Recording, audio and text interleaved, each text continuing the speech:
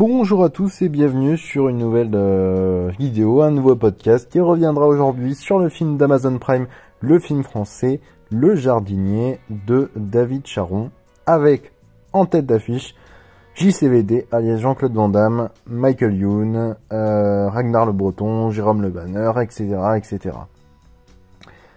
Voilà donc pour ce qui est posé de base. Avant de commencer, donc déjà peut-être dire le projet qui déjà semblait très particulier visuellement quand on voyait l'affiche, les premières bandes annonces qui sont sorties.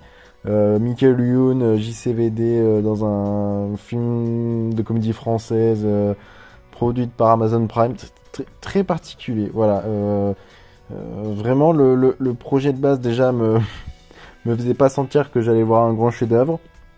Mais j'ai été finalement piqué par une certaine curiosité à voir le film. Parce que voilà, je me suis dit peut-être qu'avec JCVD on va toujours passer un bon moment devant, même si ça va pas être le film du siècle. Mais bon, voilà, je me suis dit ça peut être quelque chose de pas trop mal. Donc on va commencer tout de suite par de quoi parle le film. Alors pour résumer, Le Jardinier, donc on va suivre un Serge Schuster, interprété par Michael Youn, qui est un haut fonctionnaire, donc qui est proche de la présidence et de la République, et qui va se retrouver en fait à apparaître sur une liste de 5 personnes à abattre, dont lui. Et il est à sa maison de campagne. Des hommes vont arriver pour l'éliminer, mais son jardinier, alias Jean-Claude Van Damme, va les protéger. Voilà un peu le pitch de base, qui était vraiment étrange, très particulier, mais qui en fait, sur l'aspect comédie, peut vraiment donner quelque chose d'intéressant. Alors, mon avis global, c'est pas un chef-d'œuvre, c'est pas un grand film. J'ai même été déçu finalement de l'aspect un peu rigolo du film. Voilà, il y a beaucoup d'acteurs qui jouent de manière très mauvaise. Je crois que le meilleur acteur, c'est JCVD qui s'en sort vraiment dans le film. Voilà, donc alors, on va commencer rapidement en termes de scénario. En termes de scénario, on a quelque chose d'assez prévisible. Voilà. Pas du tout d'originalité. Ce qui est intéressant, c'est qu'en fait, on va avoir une intrigue qui va, en gros, mêler action et politique, mais qui est fait vraiment de manière... l'aspect politique est fait de manière très superficielle, on n'a pas quelque chose de développant sur ce point-là, et on va avoir aussi énormément de rebondissements dans le film qui vont être très attendus. Donc pas de quelque chose de neuf, pas quelque chose de vraiment qui va vous faire sauter de votre chaise. Donc voilà, c'est pas foufou au niveau de ces points-là. En termes de scénario, voilà, on n'a pas des éléments qui sortent un peu de l'ordinaire. Même la fin du film, en fait, il y a un moment où je pensais que le film allait se terminer. Et peut-être le seul rebondissement, mais rebondissement un peu mauvais. Vous savez, c'est rebondissement du méchant qui est pas mort. Voilà. C'est pas un spoil parce que je parle pas vraiment trop de qui est qui dans ce film là, mais voilà, on va avoir une scène le méchant n'est pas mort, et paf, on a une scène encore après où le méchant veut se venger. Donc ça, c'était pas foufou. Donc un scénario assez basique. Je vous dis, alors ce qui est intéressant, c'est que le pitch de base était drôle dans ce sens-là, genre Jean-Claude Van Damme en jardinier, un peu où on comprend déjà, sans vous spoiler, que à travers ce jardinier, en fait, c'est pas forcément un vrai jardinier, ou du moins son passé est caché. Mais c'est peut-être le seul truc drôle. Voilà, on va avoir quelques trucs. Alors j'avoue que j'ai rigolé à quelques conneries dans le film. Le film, c'est un humour assez con, quoi. Alors ça peut ne pas être péjoratif dans ma bouche, mais il y a quelques petits trucs là qui m'ont fait rire. Après, il y a beaucoup d'acteurs qui sont pas foufous dedans. Vous avez le studio Daniel qui joue là qui joue la femme de ménage, qui est vraiment pas très bonne dans le film. Sa fille qui donc est Carla Poquin, Et peut-être une des actrices qui est pas mal dans le film, qui est Poxy, voilà, qui est une Charlotte dans le film, qui est voilà Alice, je me trompe encore entre les prénoms. Alice, qui est voilà une des actrices pas mal du film. On a Ragnar le Breton, qu'on connaît, qui est aussi pas mal, Caris et Jérôme Le Banner, voilà, qui joue le méchant du méchant en mode je suis méchant. Donc voilà, on n'a pas quelque chose de très très fin. Le film ne veut pas aller sur ces points-là, je le comprends aussi. Mais bon, voilà, pour se dire, de toute façon, je pense que en voyant déjà les bandes annonces, en voyant l'affiche, on s'attend pas à un type de film très poussé. Mais même, moi je m'attendais vraiment qu'ils aillent dans un délire totalement poussé, vraiment caricatural, parodique. Un peu aussi, voilà, parodique sur le cinéma de JCVD. Donc il y a pas mal de choses où je m'étais dit, ça aurait pu pousser et totalement tomber dans un nanar, donc le film aurait pu être au moins drôle. Moi voilà, il y a beaucoup de moments où finalement j'ai pas forcément ri. Il y a des moments où j'ai rigolé comme ça, mais voilà, ça n'a pas été, le scénario du siècle. Donc même en termes de comédie, on a pas mal d'action aussi.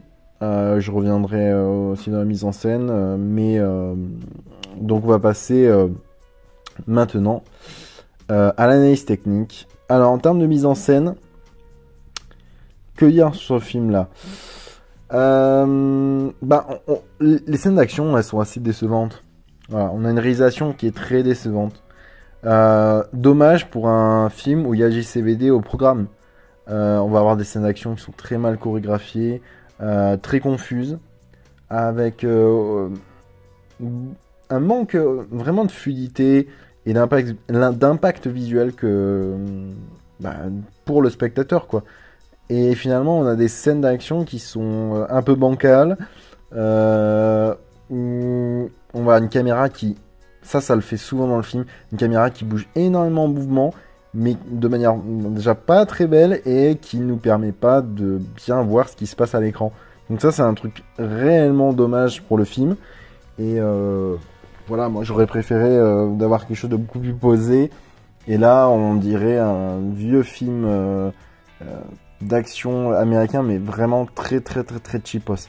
Alors, ça aurait pu être cheapos, mais vraiment dans le poussé. Mais en fait, comme le film en même temps oscille entre différents tons aussi, c'est compliqué d'avoir quelque chose de bien travaillé au niveau de cela. La photographie, la couleur est vraiment pas belle. Je la trouve vraiment dégueulasse au niveau de ces points-là. Elle est pas pertinente pour le film. On va avoir une image beaucoup plus saturée comment dire, que des couleurs naturelles. Donc ça, c'était pas forcément le truc le plus pertinent. Donc vraiment, voilà, on va avoir un montage assez saccadé, pas bien rythmé. Des scènes aussi qui vont se passer en noir, on voit rien, mais rien. Donc ça, vraiment, il y a un énorme travail à relever et à faire pour ce film-là. Donc je voulais passer rapidement parce que j'ai trouvé que la mise en scène vraiment de ce film, Le Jardinier, était décevante et n'a pas permis, voilà, même d'accrocher le spectateur, parce que on aurait pu avoir peut-être des scènes beaucoup plus rythmées, beaucoup plus méthodiques. C'est que les scènes, je pense surtout parce que le film, il y a beaucoup de scènes d'action, passe réellement. On se dit, voilà, on a des scènes d'action qui sont gâchées, quoi.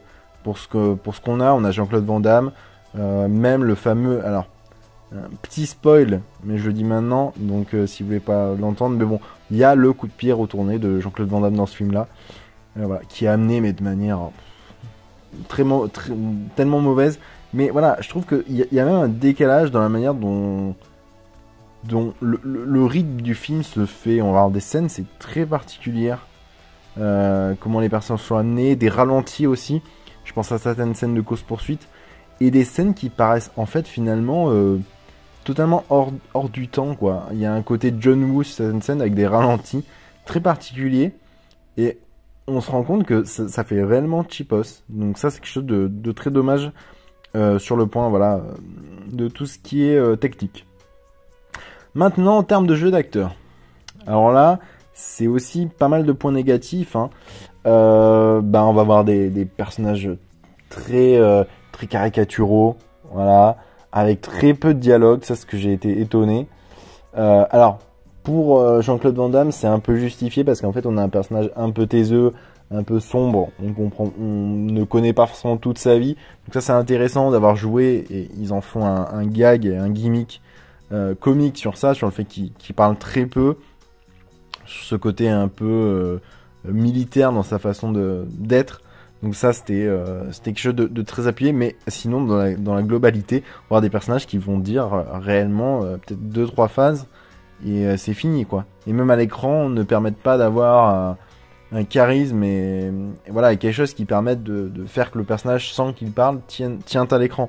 En fait, JCVD, il tient à l'écran parce que c'est JCVD, il a quand même voilà, un physique, on le reconnaît, il arrive à tenir dans le film. On a Michael Youn qui est celui peut-être qui a le plus de dialogue, qui arrive vraiment à faire du surjeu par instant, donc ça c'est un peu ça peut être un peu insupportable, mais en fait il s'en sort bien aussi dans le film.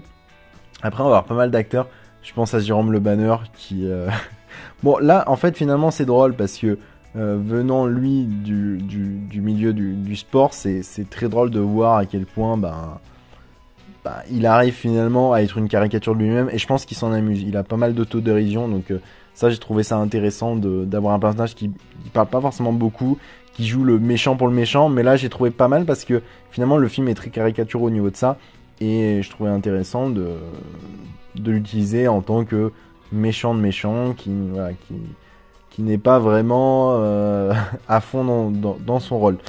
Jean-Claude Van Damme, alors par moment on peut le sentir un peu désinvesti dans le rôle qu'il est, mais moi j'ai trouvé finalement toujours, voilà, c'est Jean-Claude Van Damme, ça passait. Mais voilà, à la différence d'un Michael Youn qui est peut-être plus dans le surjeu et qui arrive pas aussi à équilibrer les éléments en fait de comédie et de sérieux.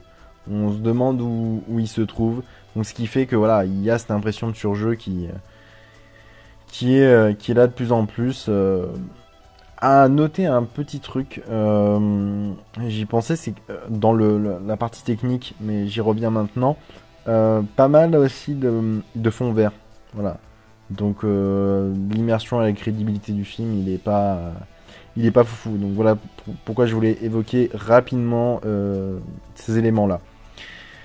En termes de musique, ben voilà, je n'ai rien entendu de la musique, quoi. C'est alors Alexandre Azaria, que je connaissais pas, et qui là a fait une bande son qui ne tient pas aux oreilles, quoi. Moi j'ai pas trop de souvenirs, donc ça c'est pas j'y passerai aussi rapidement parce que c'est pas un élément qui a vraiment marqué ce film là au niveau de la musique.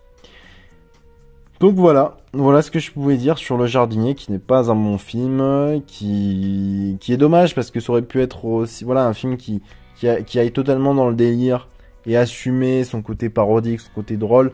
Mais voilà, ça marche pas. Je pense aussi qu'il y a un problème en termes de montage, en termes de rythme, en termes de chorégraphie, d'action. Et ça, c'est des éléments qui m'ont fait un peu sortir du film et que je me suis un peu... pas forcément ennuyé, mais voilà, j'étais un peu dépité quand je voyais le jeu de certains acteurs ou autres.